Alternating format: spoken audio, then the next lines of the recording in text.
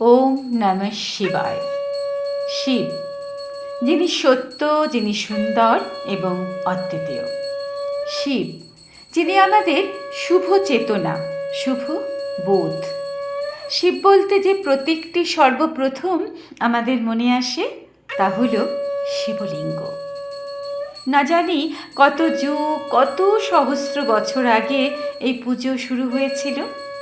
অনেকেই অবশ্য একে এক অশ্লীল প্রতীক বলে মনে করে, বারবার আঘাত করতে চায় এই প্রতীকটিকে, ধ্বংস করতে চায় পৃথিবী থেকে এই প্রতীকটিকে।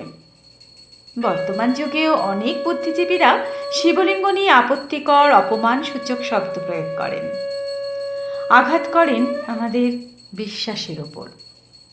শিবলিঙ্গ পুরুষ আর প্রকৃতির আধার। আমরা যখন শিবলিঙ্গে জল, দুধ, দই, ঘি, মধু, বেলপাতা, ফুল, চন্দন চড়াই, তখন কি আমাদের মনে কোথাও নারী পুরুষের সেই আদিম প্রবৃত্তির কথা মনে আসে? আমার মনে হয় না, কখনো না। এক ভক্তি, শ্রদ্ধায়, বিশ্বাসে শুধুমাত্র 3টি শব্দ আমাদের মুখ থেকে নির্গত হয়: ওম নমঃ শিবায়।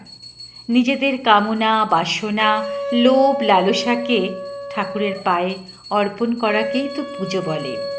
এর মধ্যে যারা অশ্লীলতা খুঁজে বেড়ায় তাদের পুজো নিরর্থক। শিবলিঙ্গের উপরিভাগ, মধ্যভাগ, নিম্নভাগের অর্থ আমি জানি না। আমি পুজো করি এই প্রতীকটিকে লজ্জায় নয়, নিষ্ঠায়; ভয়ে নয়, ভালোবাসায়; অভক্তিতে নয়, ভক্তিতে। কতটা উচ্চ মানসিকতা থাকলে, কতটা ইন্দ্রিয় দমন ক্ষমতা থাকলে, কতটা ভয় শূন্য থাকলে এমন একটা প্রতীককে আমরা আমাদের সিংহাসনে বসাতে পারি। তাই গর্বের সঙ্গে বলি, হ্যাঁ, আমি স্রষ্টা আর সৃষ্টির পুজো করি। আমি শিবলিঙ্গের পুজো করি।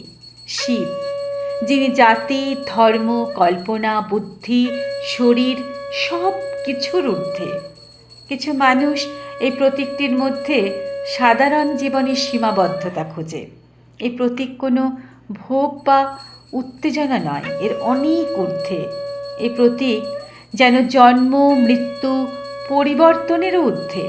তাই তো আমরা পরম নিষ্ঠায় বলতে পারি ওম নমঃ শিবায়।